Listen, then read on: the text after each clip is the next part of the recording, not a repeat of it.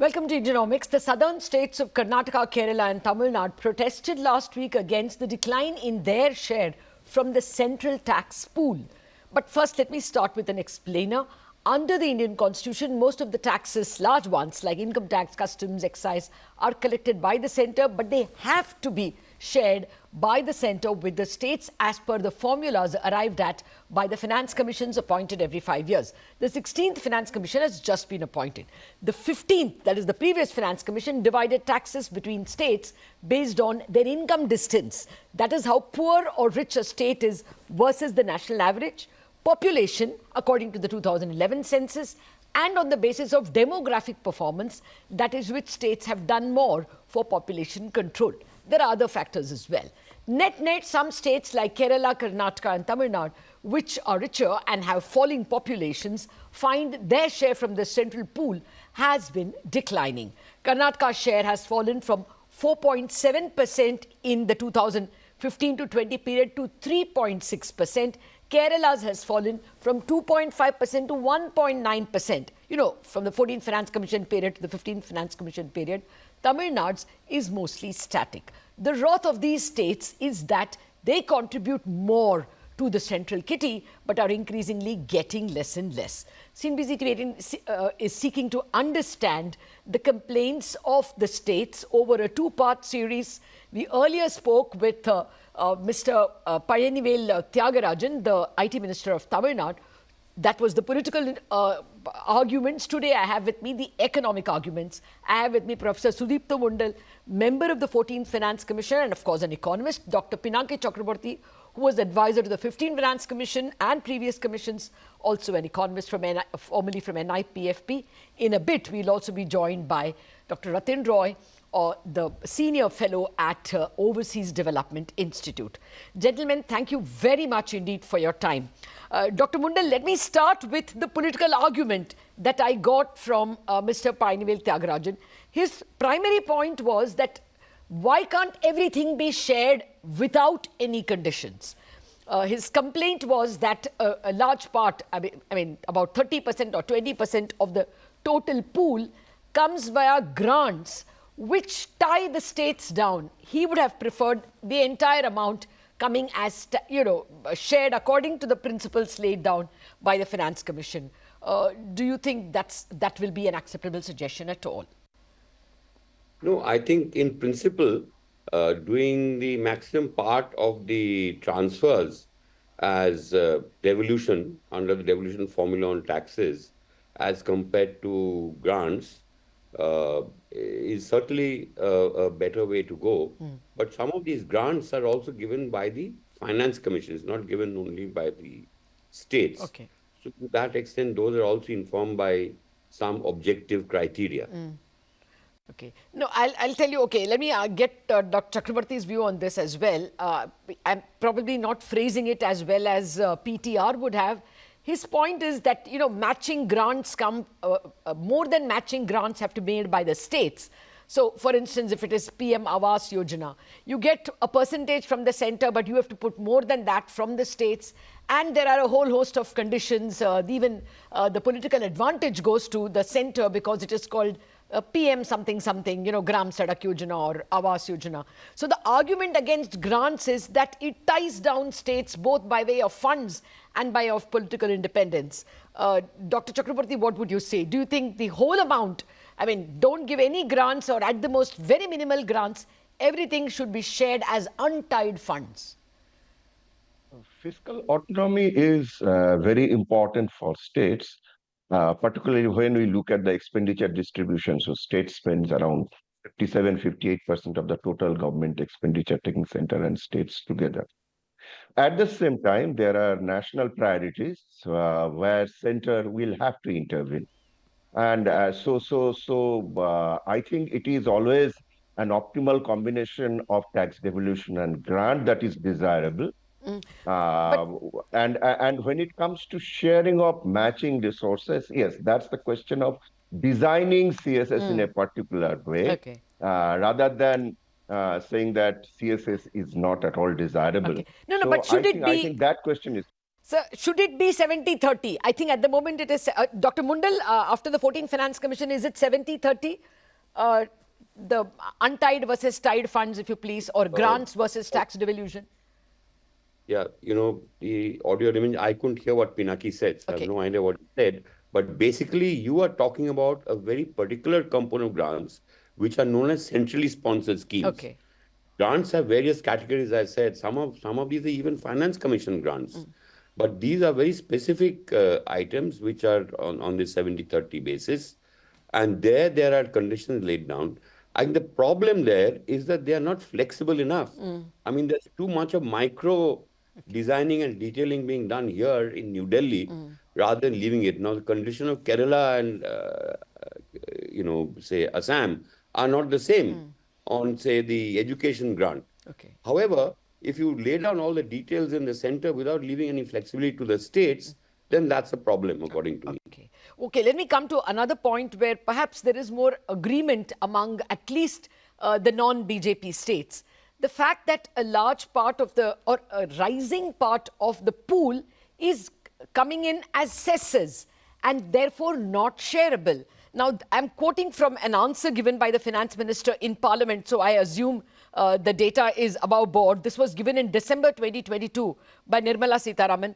The total amount of cess, surcharges and cesses as part of the centre's gross revenue has gone up from 8.6% in 2010-11 to 28% in 21-22.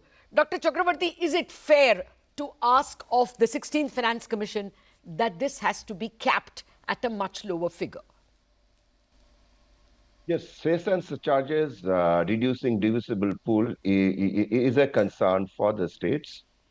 But the issue is extremely complex. Complex on two counts. First, a large part of these cess and surcharges are financing these centrally sponsored schemes. And center has a large revenue deficit. So if we say that this becomes part of the divisible pool of taxes, that means all the cess and surcharges are merged with the divisible pool, in that case, we need to also think about how CSS should be financed.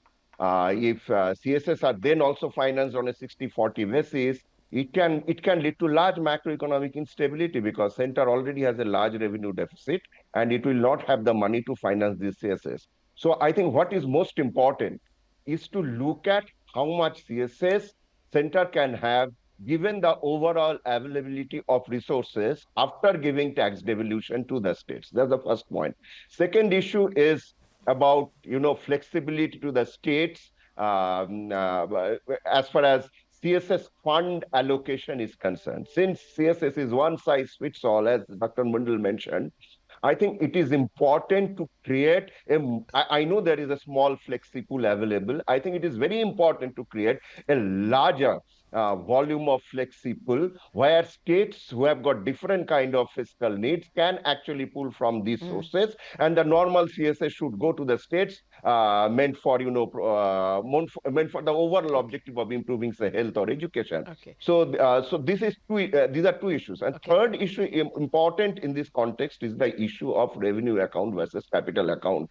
I think all the transfers that we are talking about, whether grants, whether it is tax devolution, this is only to equalize revenue expenditure of states, and there is capital expenditure where richer states have huge advantage because they are able to borrow 3% of their GSDP, which is much higher than a Of a poorer poorer state. state. Yeah. So that way, I think with the net fiscal outcome of rich versus poor need a better understanding and discussion.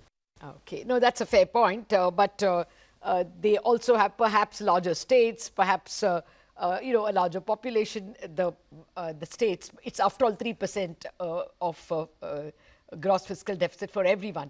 Dr. Mundal, what's your take on the cesses issue? You think the 16th Finance Commission better consider a cap, which was the ask of the Tamil Nadu state? It's an issue on which I think we have to think about what is the constitutional provision. I mean, the 16th Finance Commission also has to make its recommendations within the boundaries of what the Constitution permits. And if the Constitution does not,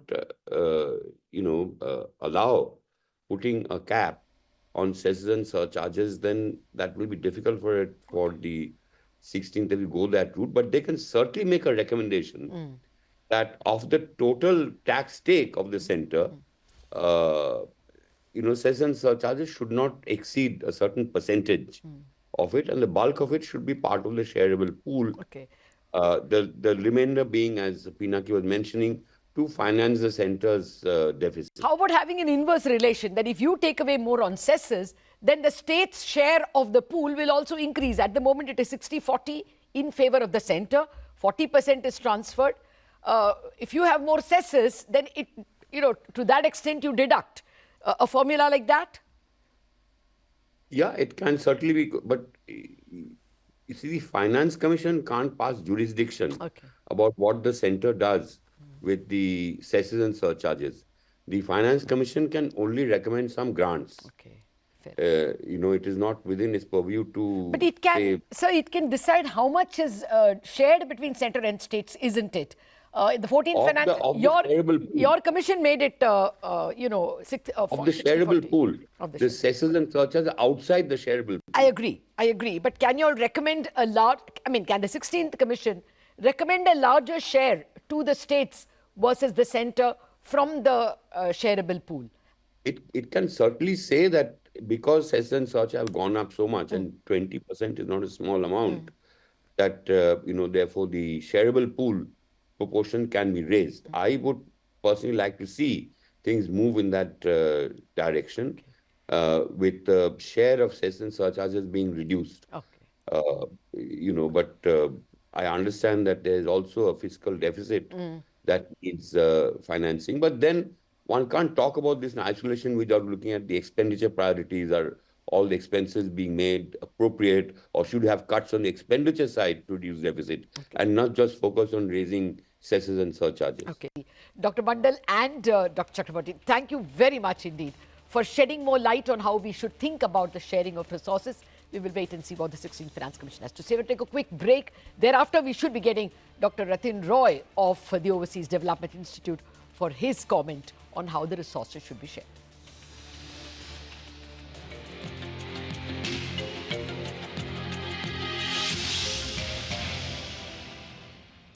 Welcome back to Economics. We are now joined by Dr. Ratin Roy of the Overseas Development Institute. We have been discussing the southern states' complaint that they are getting a declining share from the central pool of taxes, although they contribute more. Ratin Roy, thank you very much for your time. And that is indeed the first question to you. Do you think the southern states have a point? Yes, they do. Oh. Can you elaborate? I think. Okay. Let me just tell you. Okay, to counter, to play the devil's advocate, if you please, that the southern states. The whole idea of federalism is that obviously, what is progressive taxation? Those who have are taxed more for the benefit of those who don't. And secondly, the southern states also benefit from cheaper labor that they get from the migrants. They also have large markets in states like Uttar Pradesh and Bihar. So you benefit from an economic union, and a progressive taxation requires the better off states to be taxed more. That's the argument. I agree that progressive taxation requires better off states to be taxed more. I'm not sure taxation in India is all that progressive today, especially with the level of corporate taxation, buoyancy is declining, personal income tax going up, and GST taking up more and more of the tax kitty. So if you take, for example, GST, that tax is paid by states that consume more. Which states consume more? Richer states. So the market argument is valid up to a point. I don't think that is the real issue. If you had a situation, well, let me give your listeners a data point. The divisible pool is divided according to a formula.